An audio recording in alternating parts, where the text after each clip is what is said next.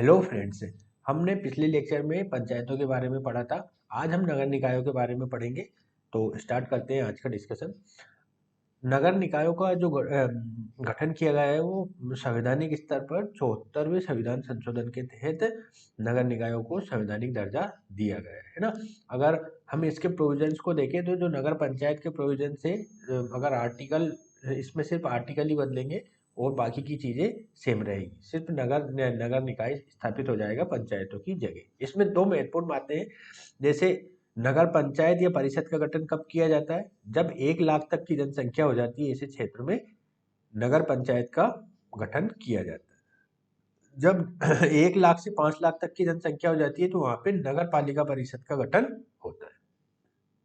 और 5 लाख से अधिक की जनसंख्या वाले क्षेत्रों में नगर निगम का गठन किया जाता है। दो विशेष इसमें समितियां होती है। एक तो जिला योजना समिति होती है और एक होती है महानगर योजना समिति, है ना। इन दोनों का उद्देश्य क्या होता है? जिला योजना समिति और महानगर योजना समिति का शहरी और ग्रामीण क्षेत्र में विकास में समन्वय को स्थापित करना इनका प्रमुख उद्देश्य होता है। कोऑर्डिनेशन बनाए रखना शहरी और ग्रामीण क्षेत्रों के मध्य डेवलपमेंट से संबंधित इन दोनों समितियों का उद्देश्य होता है। जिला योजना समिति के बारे में अगर हम देखें तो इसके जो 4/5 सदस्य होते हैं, है ना, 4/5 मेंबर नगर निकाय तथा पंचायतों से आते हैं। कहाँ से आते हैं? नगर निकाय तथा पंचायतों से होते हैं। तथा एक 1/5 एक मतलब 5वां हिस्सा राज्यपाल के द्वारा मनोनीत होता है। ठीक है।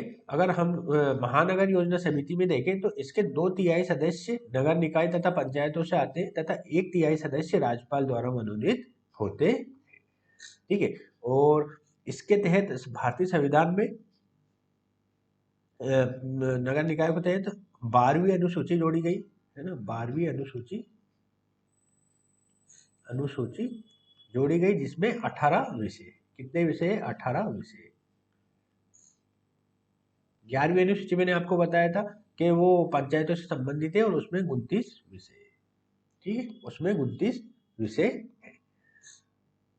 ठीक है। तो यहाँ पे हमारा ये जो स्थानीय स्वशासन के बारे में हमारी चीजें संपन्न होती है। अब हम आगे वाले चैप्टर पे आएंगे जो हमारा रहेगा केंद्र राज्य संबंध।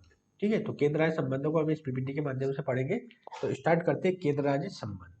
भारतीय संविधान के भाग 11, है ना, भाग 11 में केंद्र, संघ और राज्य के मध्य विभिन्न वित्तीय, प्रशासनिक और विधायी संबंधों का उल्लेख है ना।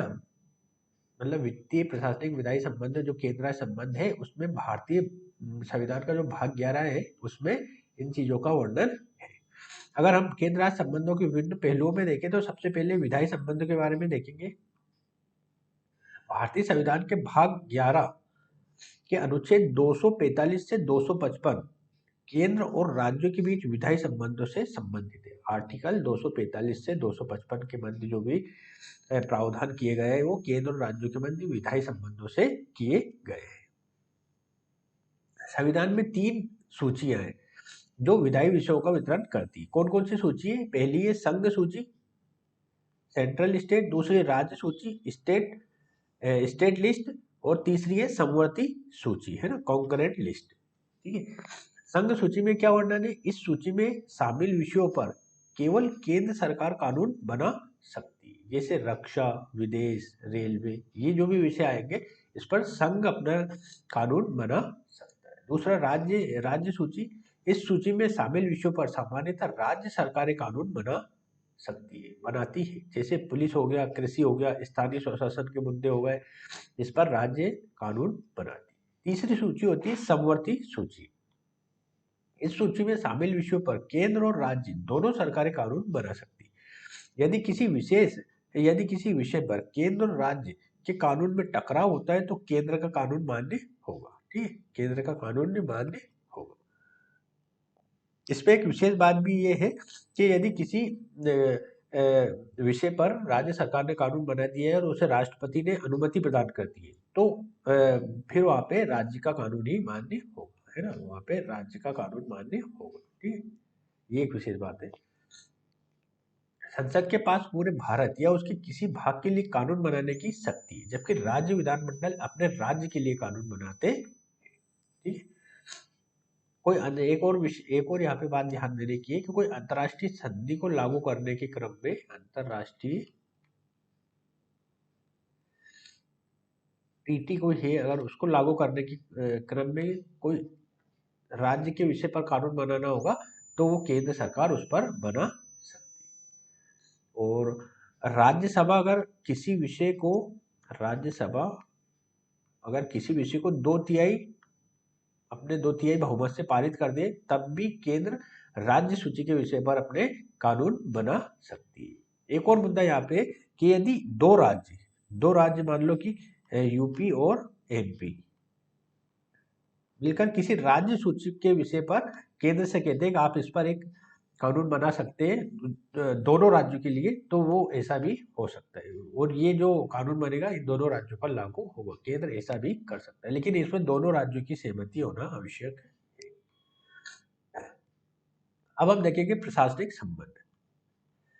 केंद्र सरकार राज्य सरकारों को कुछ मामले में निर्देश दे सकती है, खासकर जब राष्ट्रीय हित या संविधान के अनुपालन का मामला हो, तब ऐसा किया जा सकता है। केंद्र सरकार राज्य सरकारों को वित्तीय सहायता भी प्रदान करती है ना, वित्तीय सहायता भी प्रदान करती है। राज्यपाल जो केंद्र सरकार द्वारा नियुक्त होता है राज्य का संवैधानिक प्रमुख होता है और केंद्र राज्यों के बीच एक कड़ी के रूप में कार्य करता है ना। राज्यपाल की एक विशेष भूमिका होती है केंद्र राज्य संबंधों में।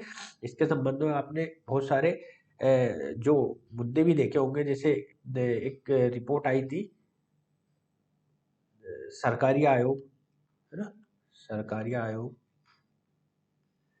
इधर लिख देता हूँ मैं, सरकारी आयोग आई थी, है ना, पुंछी आयोग, है ना, पुंछी आयोग, द्वितीय प्रशासनिक सुधार आयोग, है ना, सेकेंड एआरसी की रिपोर्ट। इन सब में केंद्र राज्य संबंधों का विस्तृत उल्लेख है और उस संबंध मतलब इसमें राज्यपालों के महत्व और उनकी भूमिका के बारे में भी वर्णन किया गया है, राज्यपाल की भूमिका। क्योंकि कभी कभी राज्यपाल को केंद्र का एजेंट कहा जाता है ना, केंद्र का एजेंट कहा जाता है ना। इससे प्रशासनिक और विधायी मामलों में कभी कभी टकराव की स्थिति भी उत्पन्न होती है। इन्हीं संदर्भों में आपने आर्टिकल 356 का प्रयोग भी अक्सर होते हुए देखा होगा, जिसे राष्ट्रपति शासन हम कहते हैं, राज्यों में राष्ट्रपति शासन कहते हैं। ठीक है, तो ये हो गया। अब हम देखेंगे अगले वित्तीय संबंधों के बारे में देखेंगे।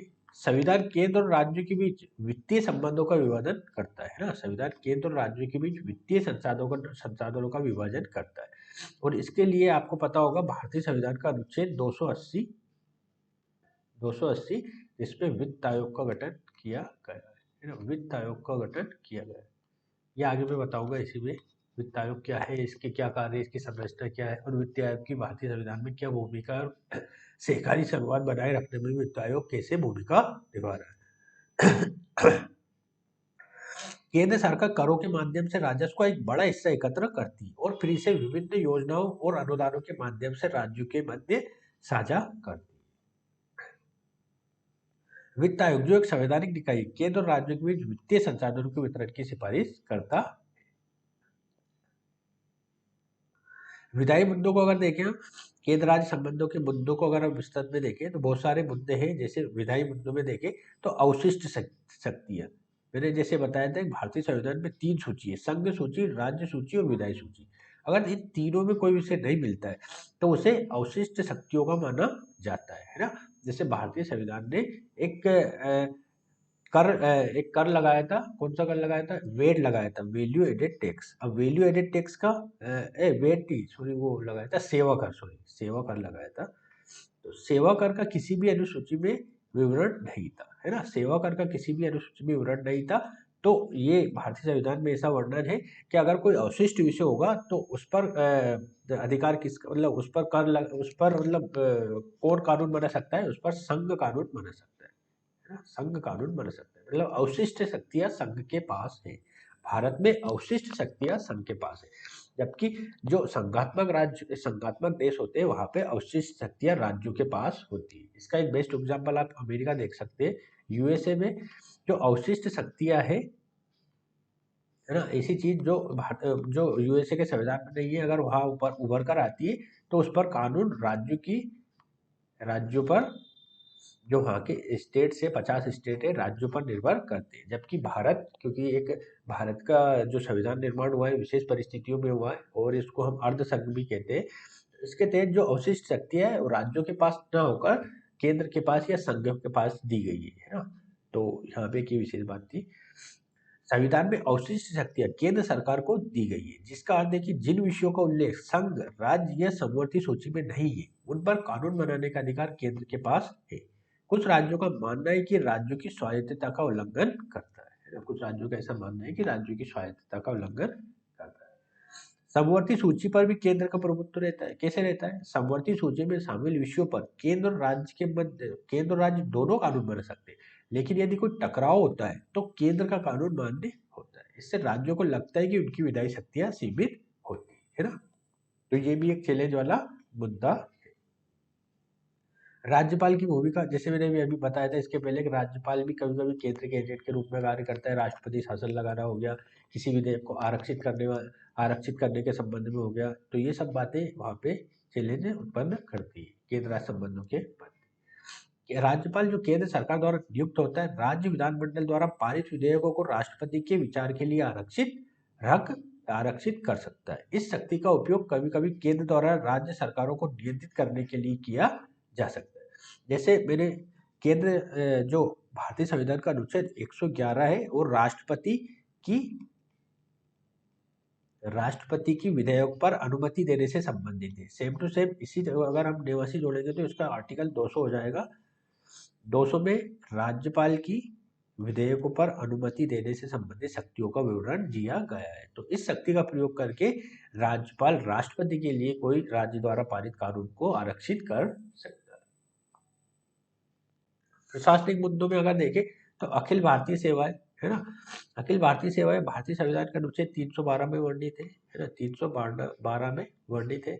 अखिल भारतीय सेवाएं आईएएस, आईपीएस, आईएफएस, है ना? केंद्रीय प्रशासनिक मतलब प्रशासनिक सेवाएं, पुलिस सेवाएं और वन सेवाओं के अधिकारी केंद्र सरकार द्वारा भर्ती किए जाते हैं, लेकिन वे राज्यों में भी सेवाएं करते हैं। राज्यों का मानना है कि इन अधिकारियों पर उनका पर्याप्त नियंत्रण नहीं होता है ना? जैसे जिला डीएम हो गए, तो ये केंद्र द्वारा नियुक्त होते हैं। तो केंद्र सरकार कभी कभी जो मैंने बताया था एकात्मकता के अगर तत्वों को ग्रहित करना हो, तो इसमें जो ये मुद्दा है अखिल भारतीय सेवाओं का एक प्रमुख भूमिका निभाता है ना? जैसे आपने देखा होगा कि वेस्ट बंगाल के जो प्रशासनिक अधिकारी हैं उनको लेकर वहाँ की जो स्टेट गवर्नमेंट है, वो मतलब उनके मध्य विवाद होता रहता है कि सेंट्रल से संबंधित, मतलब सेंट्रल की जो विचारधारा है उससे प्रेरित होते हैं, तथा जो राज्य द्वारा कानून वगैरह बनाए जाते हैं, जो राज्य के द्वारा दिशा निर्देश दिए जाते हैं, उनके अनुपालन को ज्यादा तरजीह नहीं देते। तो ये आरोप लगते रहते हैं। केंद्रीय एजेंसियों का हस्तक्षेप में भी यहाँ पे एक महत्वपूर्ण बात उभर कर आएगी, जो वर्तमान में ईडी का मुद्दा चल रहा है, इन्फोर्समेंट डायरेक्टरेट, सीबीआई के मुद्दे, है ना? सीबीआई को सुप्रीम कोर्ट ने एक बार ये भी कहा था कि एक बंद कमरे, ये पिंजरे में बंद तोते के समान है ना? पिंजरे में बंद तोते के समान है। किसको बोला था? सीबीआई को तोते के समान है। क्यों बोला था? क्योंकि ये इसकी जो स्वायत्तता है इस पर विवाद उठने लगा था, और ये राज्य सरकार जो कहती थी, मतलब केंद्र सरकार जो कहती थी वो करती थी, इसलिए सुप्रीम कोर्ट ने इसको पिंजरे में बंद तोते की संज्ञा दी थी, है ना? बंद तोते की संज्ञा। कहने का तात्पर्य कि जो पिंजरे में हम बंद तोते से कहते हैं वो बेचारा वही बोलता है, उसी तरीके से सीबीआई को सरकार जो बोलती थी वही वो करती थी। इसके यहाँ छापा मारना है, इसको ऐसे प्रताड़ित करना है, इस तरीके से। जब आज से 10-12 साल पुरानी बात है ये, तो इस तरह की बातें जब उभर कर आई थी। केंद्र सरकार सीबीआई, ईडी जैसी केंद्रीय एजेंसियों का उपयोग राज्यों में कानून व्यवस्था और भ्रष्टाचार के मामले में जांच के लिए कर सकती है। कुछ राज्यों का मानना है कि ये उनके अधिकारों का अतिक्रमण है। राज्यों को निर्देश भी दे सकती है ना? केंद्र सरकार कुछ मामलों में राज्य सरकारों को निर्देश दे सकती है, खासकर जब राष्ट्रीय हित या संविधान के अनुपालन का मामला। राज्यों का मानना है कि इन निर्देशों से उनकी स्वायत्तता कम होती है ना? इन निर्देशों से उनकी स्वायत्तता कम अब वित्तीय मुद्दों को अगर हम देखें तो वित्तीय संसाधनों का वितरण, केंद्र सरकार करों के माध्यम से राजस्व का एक बड़ा हिस्सा एकत्र करती है और फिर इसे विभिन्न योजनाओं और अनुदानों के माध्यम से राज्यों के साथ साझा करती है। कुछ राज्यों का मानना है कि उन्हें पर्याप्त वित्तीय संसाधन नहीं दिए गए। इसका एक मैं एग्जाम्पल बताता हूँ। जैसे दक्षिण के राज्य अक्सर इस तरह का विरोध करते हैं, जिसमें हो गए कर्नाटक हो गया, महाराष्ट्र, है ना। पश्चिम के राज्यों में देखें तो गुजरात, ये ऐसे राज्य हैं जो समृद्ध राज्य हैं, इनसे जीएसटी ज्यादा आता है भारत में, है ना। जबकि भारत में जो योजनाएं बनाई जाती है वो आर्थिक, सामाजिक, राजनीतिक सभी पक्षों को देखकर बनाई जाती है। इस संदर्भ में अगर देखा जाए तो भारत के जो पिछले राज्य हैं, वो मतलब ऐसे राज्य जहाँ पे लोगों की आजीविका के साधन कम है, जैसे उत्तर प्रदेश हो गया, मध्य प्रदेश, बिहार, वेस्ट बंगाल, इन क्षेत्रों के लिए ज़्यादा योजनाएँ बनानी पड़ती है और संसाधनों का जो वित्तीय संसाधन है उधर ज़्यादा जाते हैं। इसमें जो दक्षिण के राज्य, जो समृद्ध राज्य जहाँ से जीएसटी कलेक्शन आता है, वो ऐसा विरोध करते हैं कभी-कभी कि जो हमारा पैसा आप उधर भेज रहे हो और हमारे राज्यों में विकास का मतलब इस तरह की योजनाएँ कम लागू की जाती है। तो ये भी एक विवाद का मुद्दा बना रहता है। राज्य की वित्तीय निर्भरता, राज्य सरकारें अपनी वित्तीय आवश्यकताओं के लिए केंद्र सरकार पर निर्भर रहती है। इससे उनकी वित्तीय स्वायत्तता सीमित हो जाती है। इसके लिए आपको पता होगा कि विशेष श्रेणी के राज्यों की मांग की जाती है ना। विशेष श्रेणी के राज्यों की मांग की जाती है। विशेष श्रेणी के राज्य, इससे क्या होता है कि जो केंद्र के जो संसाधन है ज्यादा मिलते हैं। इसमें कौन कौन से राज्य आते हैं? वो पहाड़ी राज्य आते हैं, है ना, दुर्गम इलाकों में जिनका आर्थिक, सामाजिक, राजनीतिक विकास कम हुआ हो, अंतर्राष्ट्रीय सीमाओं से टच हुए हो, उसमें उत्तराखंड, केंद्र शासित प्रदेशों में जम्मू कश्मीर आता है। तो ये राज्य ऐसे हैं जो विशेष श्रेणी के राज्य हैं। परंतु वर्तमान में आपने देखा होगा कि बिहार भी विशेष श्रेणी के राज्य की मांग कर रहा है। बिहार भी अपनी आर्थिक स्थिति को कमजोर, आर्थिक स्थिति की कमजोरी का हवाला देते हुए विशेष श्रेणी के राज्यों की मांग वे कर रहा है। वस्तु और सेवा कर, जीएसटी के कार्यान्वयन के बाद राज्यों की कर लगाने की शक्तियां सीमित हो गई। कुछ राज्यों का मानना है कि इससे उन्हें वित्तीय नुकसान हुआ है। ये जो मैंने अभी बताया था वो यही है।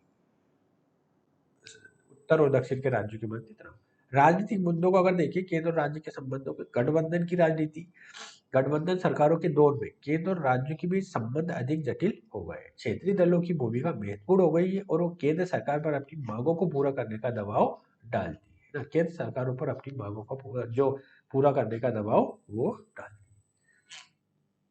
इसी संदर्भ में आपने देखा होगा कि भारत में वर्तमान में वन नेशन वन इलेक्शन चर्चाओं में है ना। काफी चर्चा हो रहा है। जो वर्तमान जो सत्र चल रहा है इसमें इसको संसद के समक्ष भी लाया गया है। इसको अभी जेपीसी के समक्ष भेजा गया है इस बिल को।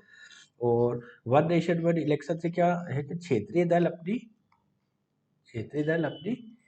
स्वायत्तता पर मतलब छेड़खानी के आरोप लगा रहे हैं। हमारी जो स्वायत्तता है वो समाप्त करने का प्रयास किया जा रहा है ना। वन नेशन वन इलेक्शन से क्षेत्रीय दल है काफी विरोध कर रहा है, बोल रहा है कि हमारी स्वायत्तता को समाप्त करने का प्रयास किया जा रहा है। एकल दल का प्रभुत्व, जब केंद्र और अधिकांश राज्यों में एक ही दल की सरकार होती है तो केंद्र सरकारों का राज्यों पर अधिक नियंत्रण होता है। इससे राज्यों की स्वायत्तता कम हो जाती है। राज्यों की स्वायत्तता की मांग भी चल रही है। कुछ राज्य अधिक स्वायत्तता और वित्तीय संसाधनों पर अधिक नियंत्रण की मांग करते हैं। ये एक पुराना मुद्दा है जो समय समय पर उठता रहता है ना। भाषाई और सांस्कृतिक मुद्दों को अगर देखें तो भाषा का मुद्दा, भारत में विभिन्न भाषाएं बोली जाती है और कुछ राज्यों की भाषा एक संवेदनशील मुद्दा है। केंद्र सरकार द्वारा हिंदी को बढ़ावा देने के प्रयासों का कुछ राज्यों द्वारा विशेष विरोध किया जाता है। सामान्यतः दक्षिण के राज्यों के द्वारा किया जाता है। दक्षिण के राज्य और इस पे कुछ जैसे वेस्ट बंगाल और जोड़ दे तो ये इन राज्यों के द्वारा भाषा संबंधी जो हिंदी भाषा है इसका विरोध किया जाता है। इसको बढ़ावा देने के लिए अगर केंद्र सरकार कभी इनको बढ़ावा देने का प्रयास करती है हिंदी भाषा को, तो इनके द्वारा व्यापक स्तर पर विरोध किया जाता है। सांस्कृतिक विविधता, भारत एक बहुसांस्कृतिक देश है और विभिन्न राज्यों की अपनी विशिष्ट सांस्कृतिक पहचान है। केंद्र सरकार को इन पहचानों का सम्मान करना चाहिए। वित्त आयोग, है ना, वित्त आयोग जो मैंने बताया था। वित्त आयोग एक संवैधानिक निकाय है जो भारत के केंद्र सरकार और राज्य सरकारों के बीच वित्तीय संबंधों को परिभाषित करता है। इसका गठन भारतीय संविधान के अनुच्छेद 280 के तहत राष्ट्रपति के द्वारा किया जाता है ना, और हर 5 वर्ष के लिए इसका गठन किया जाता है। वित्त आयोग के अगर कार्यों को देखें तो केंद्र और राज्यों के बीच करों के शुद्ध आगमों के वितरण की सिफारिशें करना और उनके बीच विभाजित किए जाने की अनुशंसा प्रदान करना है। राज्यों को दिए जाने वाले अनुदान के सिद्धांतों को निर्धारित करना वित्त आयोग का कार्य है। राज्य वित्त आयोग द्वारा की गई सिफारिशों के आधार पर पंचायतों और नगर पालिकाओं के संसाधनों को बढ़ाने के उपायों की सिफारिश की जाती है ना, की सिफारिश की जाती है। इसके संबंध में मैं एक चीज और बताना चाहता हूँ कि राज्यों के भी अपने वित्त आयोग होते हैं, राज्यों के भी अपने वित्त आयोग होते हैं, है ना। जैसे पंचायतों के संदर्भ में हम देखें 243 आई में राज्य वित्त आयोग के गठन की बात कही गई है, राज्य वित्त आयोग के बारे में कहा गया है। राष्ट्रपति द्वारा आयोग को संदर्भित किसी अन्य वित्तीय मामलों पर सलाह देना भी जो वित्त आयोग का कार्य है। वित्त आयोग का गठन, वित्त आयोग में एक अध्यक्ष और 4 अन्य सदस्य होते हैं जिनकी नियुक्ति राष्ट्रपति द्वारा की जाती है। आयोग के सदस्यों के लिए आवश्यक योग्यताएं संविधान में निर्धारित नहीं है, लेकिन आमतौर पर अर्थशास्त्र, वित्त, प्रशासन और कानून के क्षेत्र के विशेषज्ञों को नियुक्त किया जाता है। और वित्त आयोग के जो सदस्य वो पुनः नियुक्ति के पात्र होते हैं। वित्त आयोग के जो सदस्य होते हैं पुनः नियुक्ति के पात्र होते हैं, इन्हें पुनः नियुक्त किया जा।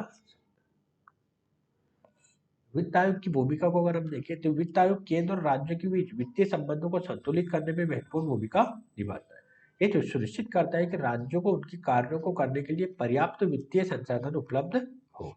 आयोग की सिफारिशें केंद्र सरकार के लिए बाध्यकारी नहीं है, लेकिन आमतौर पर इन्हें स्वीकार कर लिया जाता है। अब तक के वित्त आयोग के बारे में अगर देखें तो भारत में अब तक 15 वित्त आयोग गठित किए जा चुके हैं। 16वें वित्त आयोग का गठन 31 दिसंबर 2023 को किया गया था, जिसके अध्यक्ष नीति आयोग के पूर्व उपाध्यक्ष श्री अरविंद पनगड़िया है ना, ये काफी एग्जाम में पूछा जा सकता है। अरविंद पनगड़िया 16वें वित्त आयोग के अध्यक्ष अरविंद पनगड़िया है। इस आयोग को 1 अप्रैल 2026 से शुरू होने वाले 5 वर्षों की अवधि के लिए अपनी रिपोर्ट 31 अक्टूबर 2025 तक सौंपनी। अब कुछ महत्वपूर्ण बातों को और देख लेते हैं। पहला वित्त आयोग 1951 में गठित किया गया था, जिसके अध्यक्ष केसी नियोगी थे। पहला वित्त आयोग 1951 में किया गया था, जिसके अध्यक्ष केसी नियोगी थे। वित्त आयोग की सिफारिशें आमतौर पर 5 वर्षों की अवधि के लिए होती है। वित्त आयोग केंद्र और राज्यों के बीच वित्तीय संबंधों को सुचारू रूप से चलाने में अपनी महत्वपूर्ण भूमिका निभाता। अब आता है केंद्र और राज्य संबंधों को अगर विशेष रूप से अब देखा जाए तो सहकारी संघवाद है ना, सहकारी संघवाद सहकारी संघवाद है, सहकारी संघवाद ये काफी महत्वपूर्ण मुद्दा है। जैसे जो अगर हम पश्चिम के राष्ट्रों में देखें तो वहां पे प्रतिस्पर्धी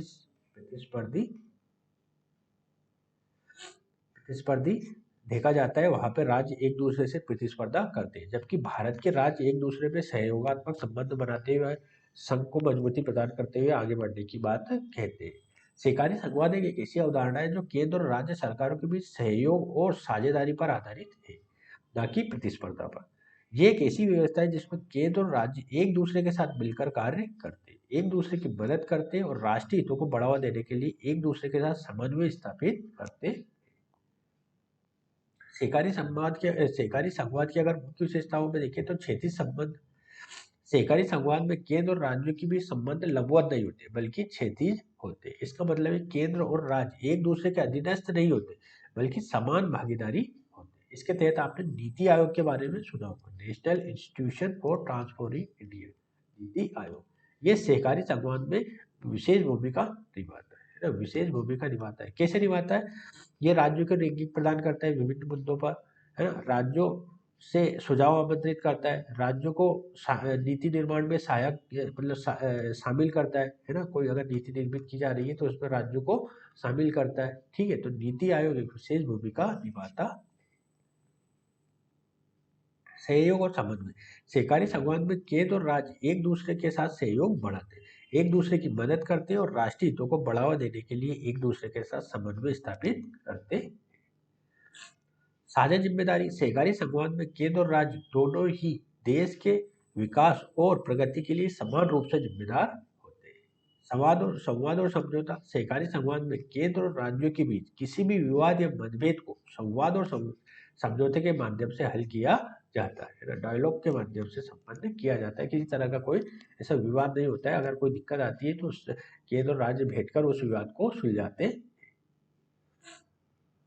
सहकारी संघवाद के उदाहरणों में देखें तो सबसे प्रमुख आता है जीएसटी, वस्तु और सेवा कर। जीएसटी का ऐसा कार्य जो केंद्र और राज्य सरकारों द्वारा संयुक्त रूप से लगाया जाता है और जो सहकारी संघवाद का सबसे अच्छा उदाहरण देखा गया है। आपदा प्रबंधन। जब किसी राज्य में कोई आपदा आती है तो केंद्र सरकार उस राज्य की मदद करती है। ये भी सहकारी संघवाद का एक उदाहरण है। इसमें अन्य राज्य भी उस राज्य की मदद के लिए आगे आते हैं। नीति आयोग। नीति आयोग ऐसा संगठन है जो केंद्र और राज्य सरकारों को नीति निर्माण में सहयोग करता है। यह भी सहकारी संघवाद का एक उदाहरण है।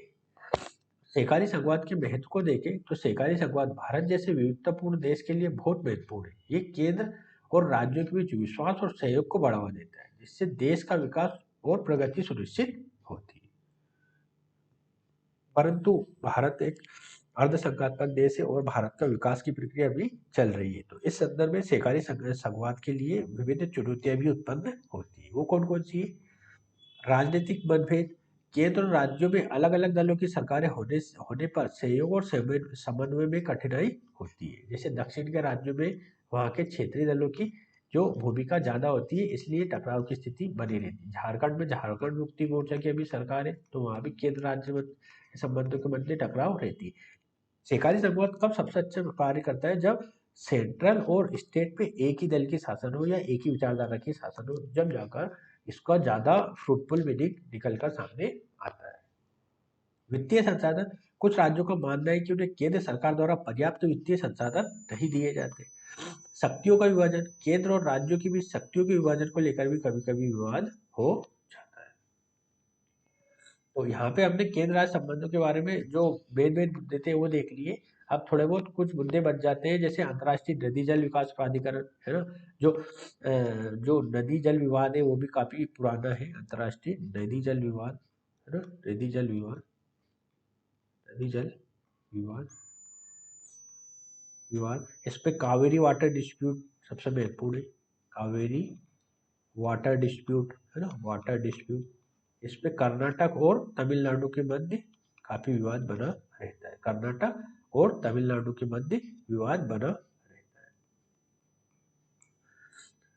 नर्मदा विकास प्राधिकरण। बहुत सारे नदी मतलब छोटे छोटे मतलब और भी नदियां हैं जिनके पानी को लेकर विवाद बना रहता है, परंतु मुख्य रूप से कावेरी जल विवाद समितियों में बना रहता है। तो ये एक प्रमुख मुद्दा है। अंतरराज्यीय परिषद भी है जो केंद्र राज्य संबंधों को बढ़ावा प्रदान करने का कार्य करती है।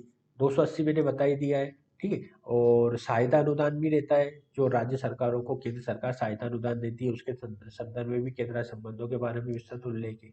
तो यहाँ पे ये विस्तृत रूप से केंद्र राज्य संबंधों के बारे में हमने डिस्कस किया है, ठीक है। हमने अभी तक जितना पढ़ा है पॉलिटिकल लगभग उसमें पूरा कवर हो गया। अगले 2-3 लेक्चर में हम पॉलिटी को समाप्त कर देंगे, फिर हमारा नया सेक्शन स्टार्ट करेंगे। तब तक के लिए नमस्कार।